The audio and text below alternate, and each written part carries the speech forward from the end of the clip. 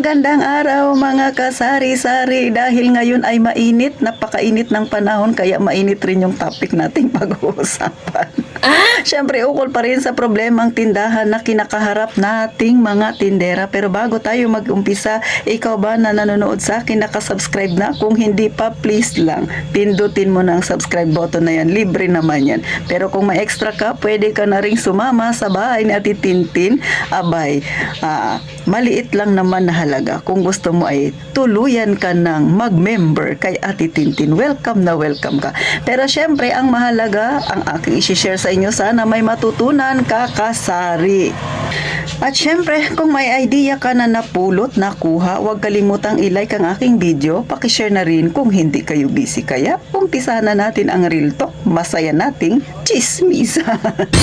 Muli, magandang araw mga kasari, sa mga bago pa lang sa aking channel na nagawi. Ngayon pa lang kayo nakarating dito sa bahay ni Ate Tintin. Welcome na welcome kayo at sana ay mag-subscribe ka na sa akin, please lang. Pero bago tayo mag-umpisa sa magandang topic na pag-uusapan natin, nais ko munang i-shout out ang dalawa sa na member ni Ate Tintin. Siyempre magtatapos na yung buwan, ang ating member na si Ma'am Glory Cortez at si Ma'am Alea Grace Vergara. Shout out sa inyong dalawa. At siyempre, nais ko ring i-shout out si Ma'am Ann Magturo, taga Antique, si Jibel Fabila ng Nara, Palawan, at siyempre si Ma'am Ellen Pilar na laging nakamonitor kay Ate Tintin, laging nagko-comment. And lastly, si Sir Marasigan channel. So, may YouTube channel din to si Sir, no? Sabi niya, i-shout out ko raw siya, i-wash out ko raw siya, char lang.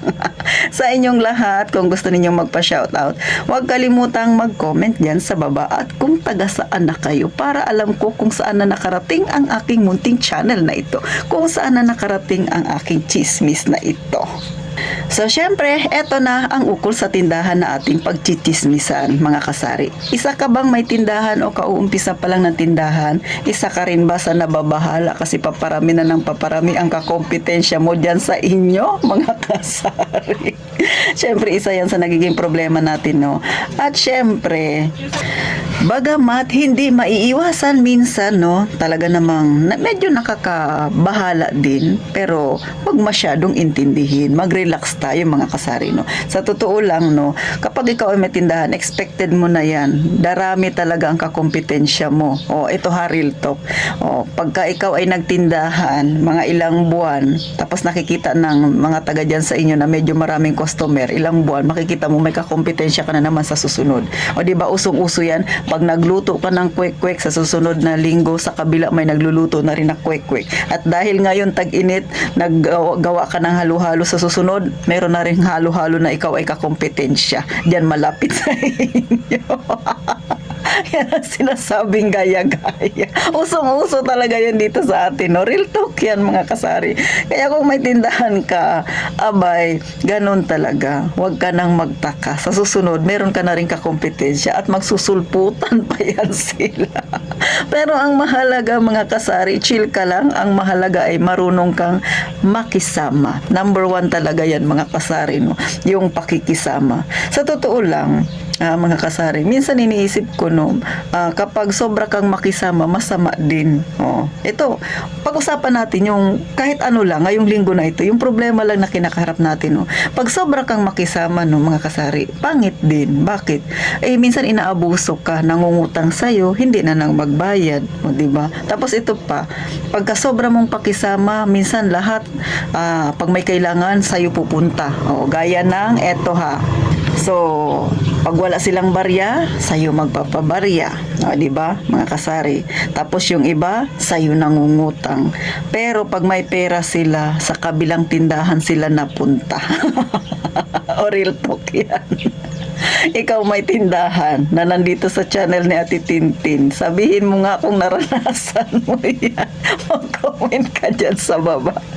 Di ba, real talk yan ha, hindi ako nagagawa-gawa ng istorya, mga kasari. Alam ko nararanasan nyo rin yan, ako nararanasan ko rin yan, mga kasari. Pero syempre ang mahalaga kasi ay marunong tayong makisama. Kung minsan inis na inis ka, di ba, padaan-daan lang dyan sa harapan ng tindahan mo, pangisi-ngisi pa sa iyo. Tapos pag kasi sa kabila bibili, Pero pag wala siyang barya sa dadaan, baka naman pwedeng pabarya. O, di ba? So, kayo ba, anong ginagawa nyo sa ganyang customer? Binabaryahan nyo ba? Diskarte nyo na yan. Yung masaklap talaga yung nangungutang sa atin, tapos sa iba magpunta pag may pera. O katwiran niya, medyo mahal kasi dyan sa'yo, doon sa kabila mura. Ang kaso nga, mga kasari, kaya medyo mahal sa'yo kasi nagbabayad tayo ng permit. O, yung bibilhan niya, walang permit, kaya pag gusto talaga, o, diba? Minsan masakit din sa loob, no? Yung walang permit na kakompetensya mo, yun yung pinakamaraming benta, samantalang ikaw yung may pinakamaraming bayarin. Bakit? Ikaw yung sumusunod sa batas, yung katabi mo, wala. Ito real talk, ito talaga mga kasari, no? Hindi ko naman dinidiscourage yung mga nagtitindahan na walang permit. Pero totoo po, isa yan sa mga nararanasan ng mga kagaya kung may permit. Pero alam niyo mga kasari, no, sa halos maglilimang taon ngayong August 2025, maglilimang taon na siya titintin sa titindahan, no. Halos lahat na ng karanasang ganyan ay naranasan ko, no. Kaya nga na-share ko sa inyo. Pero sa awa naman ng Panginoon, hanggang ngayon ay nakakatayo pa rin ang aking tindahan kahit na marami kaming kakompetensya. Ang mahalaga kasi mga kasari ay yung pakikisama mo. Number 2, syempre, kung paano ka magpresyo. Minsan may mga customer ako na gano'n, no. Minsan sinasabi sa natin, doon sa kabila ganito ang presyo. Pinapaliwanag ko kasi yung binibilhan ninyo, wala kasi yung permit. Pero paano naman kami may binabayaran? So, minsan nauunawaan naman nila mga kasari na nasa pagpapaliwanag na lang yan sa customer mga kasari, no. Bagamat hindi naman talaga natin tungkulin na magpaliwanag, pero kailangan minsan sabihin din natin sa kanila.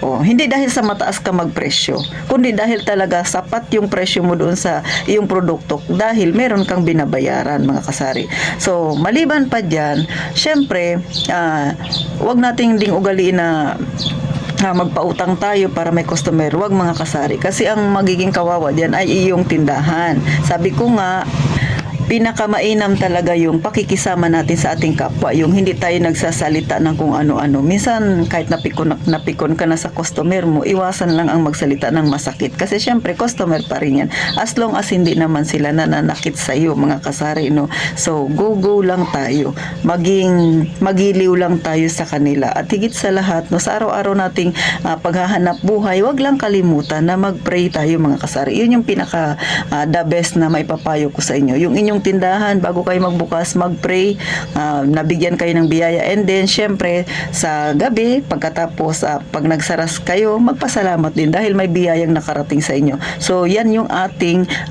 pinaka magandang sandata sa lahat mga kasari. Dahil linggo lang ngayon, medyo light lang yung ating pag-uusapan, yan na yan siya mga kasari, no. Kaya sa lahat ng mga may tindahan na nararanasan ninyo, lalo na dumarami na talaga yung mga kakompetensya natin, no, ay wala na tayong magawa kasi sabi nga nila, hindi lang naman tayo yung may kaldero, so hindi lang tayo ang pwedeng magsaing, maging yung ating kakompetensya rin.